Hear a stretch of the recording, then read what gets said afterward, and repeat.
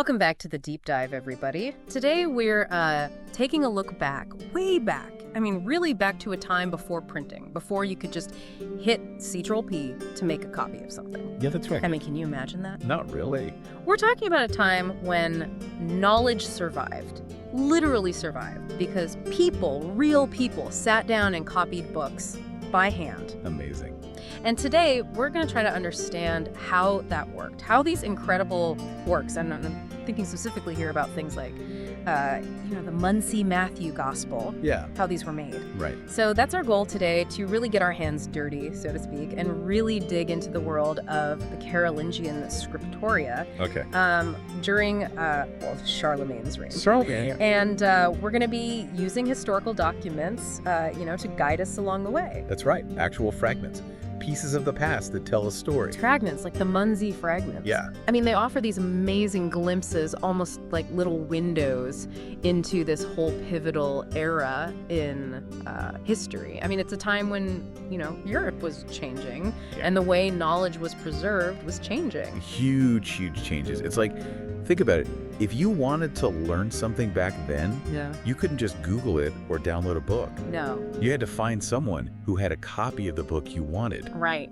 And hope they'd let you borrow it. Or even better, hope that they'd let you copy it. That's it, right. You're relying on this chain of people making copies, generation after generation, to make sure these ideas weren't lost. Exactly. And each one of those copies, each one of those books was like a little monument, a monument to knowledge. Because, like we said, each one was completely unique. Unique, yeah. Made by hand, from start to finish. Okay, so that's sort of the big picture, but where do we even begin with this deep dive? What's the starting point? I think the starting point is really with Charlemagne himself. Yeah, I mean, this surge in, people copying manuscripts, this wasn't just some random thing. It came from the top down. Charlemagne and his advisors, they basically put out the word. Start copying. Really? Yeah. I mean, so they're actively encouraging this. Absolutely. And they're not just saying, hey, copy whatever you want. No. They're saying, we need copies of specific texts that are important for, running the kingdom, for teaching, for everything. So they're thinking big picture here. Oh, yeah. They're thinking about, uniting the kingdom, strengthening the church, and knowledge was a big part of that. They wanted to make sure that everyone had access to the right information. Okay, so it's not just about having more books. It's about having the right books, the right kind of knowledge. That's exactly it. It's like a national literacy campaign. But back in the Middle Ages, they're trying to raise the level of learning across the board. Yeah. And they're also trying to standardize things, make sure everyone's on the same page, literally. Literally. So Charlemagne is kind of like the Steve Jobs of the medieval world, right? In a way, yeah. He's pushing for a revolution in how information is created and spread. So he's got the vision, he's got the resources, he wants to make this happen. And he's not afraid to use his power to make it happen. Right, to get things done. And one of the tools he uses is this new style of handwriting. The Carolingian minuscule, right? This one. This script is, it's so much clearer, so much easier to read than the older styles. It's like the difference between, trying to read a handwritten letter from your doctor and reading a nicely printed book. That's a good analogy. The Carolingian minuscule, it's all about clarity, efficiency. Right, so everyone can read it, everyone can understand it. Yeah, and it's not just about being easy to read, it's also about being easy to write. Which, when you're talking about copying by hand, is a huge deal. Absolutely. So this new script, it's spreading, it's becoming the standard, but how does that even happen? Where does it come from? Well, that's the interesting thing. We don't really know for sure. It seems to have just kind of emerged almost simultaneously in different places around the kingdom. Really? Yeah, we can't point to a single person or a single scriptorium and say, this is where it all began. So it's more like an idea whose time had come, right? Like a bunch of people were working on similar problems and came up with similar solutions. Exactly. They're all looking for a better way to write, a more efficient way to write, and they arrive at this solution, the Carolingian minuscule, almost at the same time. It's like like the iPhone. Different companies were working on touchscreen phones, but Apple, they got it right. They made it work. Yeah. And the Carolingian minuscule It just works. It's clear, it's elegant, and it spreads like wildfire. So Charlemagne, he's promoting it, but he's not necessarily the inventor. He's more like the early adopter, right? Exactly. He sees the potential. He sees how it can help him achieve his goals, and he throws his weight behind it. Yeah. And that's a big part of why it becomes so successful.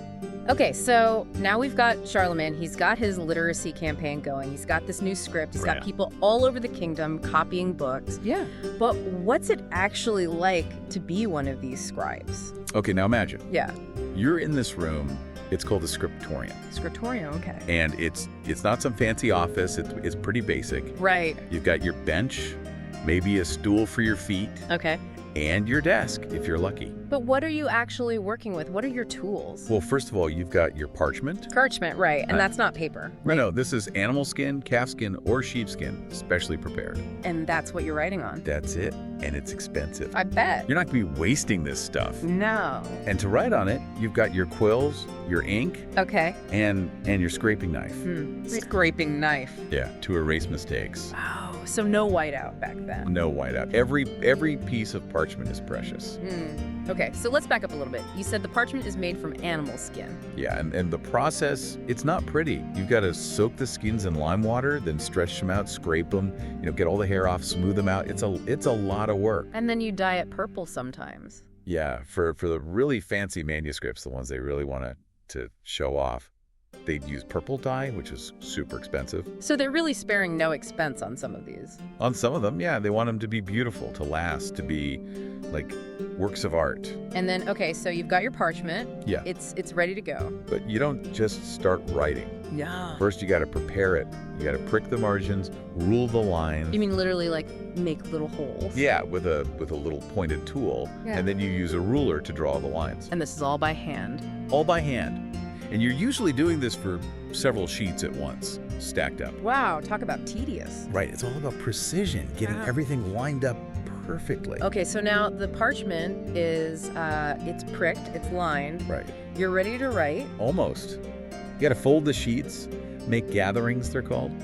Usually 8 sheets folded together, makes a little booklet, a quaternio. A quaternio. Yeah, and then you bind a bunch of those together to make the full book. Okay, so we're finally getting to the writing part. What's that actually like? I mean, are you just sitting there hunched over your desk copying word for word? Well, yeah, pretty much, but not always. Yeah. Sometimes you'd have a reader, a lector, who'd read the text out loud, and you'd write it down. Really? So like dictation? Exactly, dictation. And sometimes there'd be a whole group of scribes all writing from the same dictation. So you got to be able to focus. You got to be able to write quickly and accurately. And before you even start on the real text, you test your quill, make sure the ink's flowing right, maybe write a few practice letters in the margins. So it's like a warm-up. Exactly, a warm-up for your hand, for your quill. It's funny when you think about it, like these little details, the pricking, the lining, the testing, and the quill. Yeah. It really brings it to life, It makes you realize that these were real people. Real people, yeah, not just machines. And sometimes they'd even leave little notes in the margins.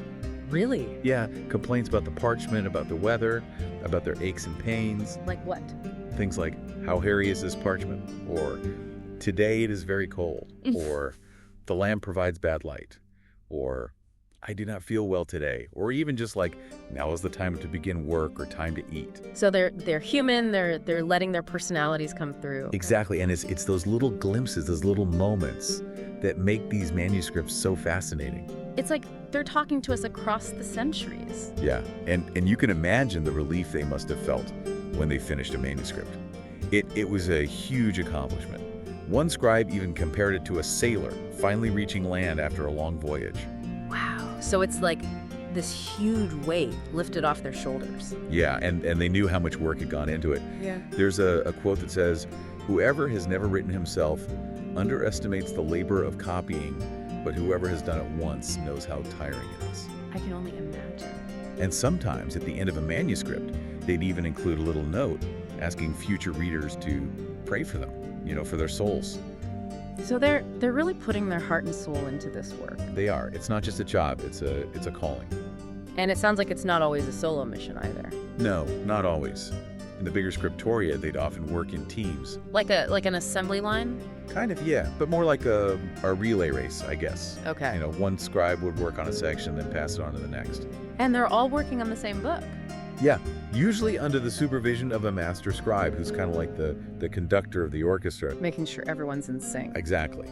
And we even have manuscripts where they actually name all the scribes who worked on it, like the Titus Livius manuscript from Tours. Really? Yeah, they list 8 different contributors at the end of each section. Wow, so even back then, they understood the importance of giving credit where credit is due. Absolutely, and even when they don't list the names, you can often tell that multiple scribes were involved just by looking at the handwriting. Oh, you mean like if the handwriting changes? Exactly. If the handwriting changes, you know there was more than one person working on it. So they're working in teams. Does that mean they're getting these books done faster? Well, it definitely helps, but it still takes time. I mean, we're talking about weeks, months, sometimes even years to finish a single manuscript. Wow. And of course, the time it takes depends on a lot of factors. Like what? Like how long the text is, how experienced the scribes are, if there are any fancy decorations to add, things like that. Right, so it's not like they're, churning out books overnight. No, this is slow, painstaking work. But some scribes, they were really fast. I mean, there's a story about a scribe who copied the whole Lex Salica, that's a law book, in just 2 days. 2 days? That's incredible. Yeah, and another one, he copied a whole treatise by Augustine in 7 days. That's like 30 pages a day. That's like superhuman speed. Right, but those are exceptions. The average time for a medium-sized book was more like, 2 or 3 months. Okay, so we've got the writing done. Right. What happens next? Well, then comes a really important part, the checking and correcting. So like proofreading. Exactly, proofreading. And it's not just about catching typos. It's about making sure the text is accurate, that it makes sense. Because, these scribes, they're human, they make mistakes, right? Of course they make mistakes. Yeah. And sometimes they might not even understand the text they're copying.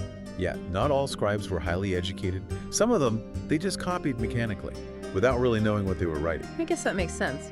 Not everyone back then was a scholar. Exactly. And that's why the checking and correcting was so important. There's this quote from a guy named Florus of Lyon. He complained about a psalter that he said was written in sleep. In sleep? Yeah, basically he's saying the scribe wasn't paying attention, just mindlessly copying the words. Wow. So who did the checking? Usually the reader who had dictated the text, or maybe the head of the scriptorium, someone who was more experienced, more knowledgeable. Okay, so they're going through it with a fine-tooth comb, making sure everything's right. Yeah, and sometimes they'd even add little notes in the margins, alternative readings, explanations, things like that. Wow, so these manuscripts, they're more than just copies. They're like living documents. Exactly. They're full of layers, full of history, full of the voices of the people who created them. It's amazing to think that by studying them, we can almost step back in time. You can. We can see the process. We can see the struggles.